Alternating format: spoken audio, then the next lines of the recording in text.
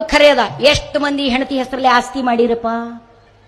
Income tax ಉಳಿಸುವ ಮಸಾಲೆಕ್ಕೆ ಏನ್ರೆ ಹೆಚ್ಚಿಗೆ ಆಮದಾನಿ ಇದ್ದಲ್ಲಿ ಮಾಡಿರ್ಬೇಕು. ನೀವು ಥಾಡೆ ಇದ್ದಲ್ಲಿ ಏನಾರೇ ಮಾಡಿರೇನ್? ನೀವು ಥಾಡೆ ಇದ್ದಲ್ಲಿ ಏನು ಮಾಡಿಲ್ಲ. ಇವತ್ತು ಈ ದೇಶದ ಮಹಿಳೆಯರು ಯಾ ದೇವರ ದಿಂಡ್ರಿಗೆ ನಮಸ್ಕಾರ ಮಾಡಬೇಕಾಗಿಲ್ಲ.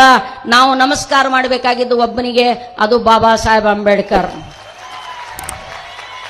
ಮೊಟ್ಟ ಮೊದಲನೇ ಬಾರಿಗೆ ಮಹಿಳೆಯರಿಗೆ ಆಸ್ತಿ ಹಕ್ಕನ್ನು ಕೊಟ್ಟಿರ್ತಕ್ಕಂಥ ಒಬ್ಬ ವ್ಯಕ್ತಿ. ಆಸ್ತಿ ಹಕ್ಕು ನಮಗೆ ಸಿಗಲ್ಲ, ಆ ಕಾನೂನು ಪಾಸ್ ಆಗಲ್ಲ ಅನ್ನುವ ಕಾರಣಕ್ಕಾಗಿನೇ ರಾಜೀನಾಮೆ ಕೊಟ್ಟಿರ್ತಕ್ಕಂಥ ಒಬ್ಬ ವ್ಯಕ್ತಿ ಇತಿಹಾಸದಲ್ಲಿ ಎಲ್ಲಿ ಸಿಗ್ತಾನೆ ಹೇಳ್ರಿ ಸ್ನೇಹಿತರೆ. ಬೇರೆ ಜಾತಿಯ ಹೆಣ್ಮಕ್ಳೆಲ್ಲ ಅರ್ಥ ಮಾಡ್ಕೊಳ್ಬೇಕು. ಬಾಬಾ ಸಾಹೇಬರು ದಲಿತರಿಗಾಗಿ ಮಾತ್ರ ಮಾಡಿದರೆ, ಉಳಿದವರಿಗಾಗಿ ಮಾತ್ರ ಮಾಡಿದಿಲ್ಲ ಅನ್ನುವಂಥ ಭ್ರಮೆ ಬಿತ್ತಲಾಗಿದೆ. ಅದನ್ನು ತೆಗೆದು ಹಾಕಬೇಕಾಗಿದೆ.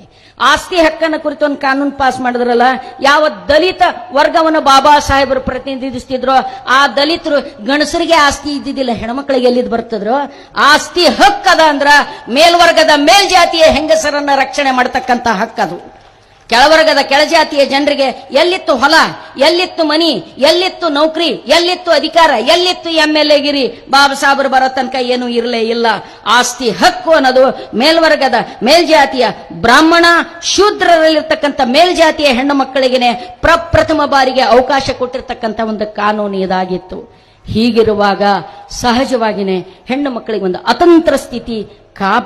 ಅತಂತ್ರ ಸ್ಥಿತಿ ಅವ್ರನ್ನ ಕಾಡಿದಾಗ ಅವರು ಒಂದಿಷ್ಟು ಅಗ್ರೆಸಿವ್ ಆಗಿರ್ತಾರೆ. ಅದೊಂದು ಸೈಕಾಲಜಿಕಲ್ ಫಿನಾಮಿನಾ.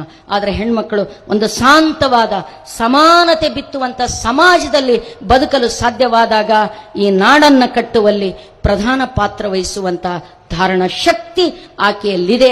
ಆ ಶಕ್ತಿಯನ್ನ ಬಳಸಿಕೊಳ್ಳುವಂತಹ ಕೆಲಸ, ಅರ್ಧದಷ್ಟು ಇರುವಂತಹ ಜನಸಂಖ್ಯೆ ಇವತ್ತು ಕಡಿಮೆ ಆಗ್ತಾ ಇದೆ. ಮಹಿಳೆಯರ ಸಂಖ್ಯೆ ನಿಮಗೂ ಗೊತ್ತಿದೆ, ನಮಗೂ ಗೊತ್ತಿದೆ, ಎಲ್ರಿಗೂ ಗೊತ್ತಿದೆ. ಮಹಿಳೆಯರ ಸಂಖ್ಯೆ ಕಡಿಮೆ ಆಗ್ತಾ ಇದೆ. ಯಾಕೆ ಕಡಿಮೆ ಆಗ್ತಾ ಇದೆ? ಪಟ್ಟ್ಯಾಗಿ ಇರ್ಲಿಕ್ಕಾಗರೆ ಕೊಲ್ಲೀರಿ, ಹುಟ್ಟದ ಬಳಕರೆ ಕೊಲ್ಲೀರಿ, ವರದಕ್ಷಿಣೆ ಹೆಸರಿನಾಗರೆ ಕೊಲ್ಲೀರಿ, ಮರ್ಯಾದೆ ಹೆಸರಿನಾಗರೆ ಕೊಲ್ಲೀರಿ, ಯಾವುದರ ಹೆಸರಿನಾಗ ಕೊಲ್ಲಿ. ಈಗ ಮತ್ತ ಅಯ್ಯಪ್ಪ ಸ್ವಾಮಿ ಹೆಸರು ಮ್ಯಾಗನೂ ಸಹಿತ ನಮ್ಮ ಹೆಣ್ಮಕ್ಳ ಮ್ಯಾಗ ಹಲ್ಲೆ ಮಾಡ್ತಾ ಇದ್ದೀರಿ ನೀವು. ಸ್ನೇಹಿತರೆ, ದೇವ್ರ ನಡಬರ್ಕ ನಮ್ಮ ನಡಬರ್ಕ ಬರ್ಲಿಕ್ಕೆ ನೀವ್ಯಾರು?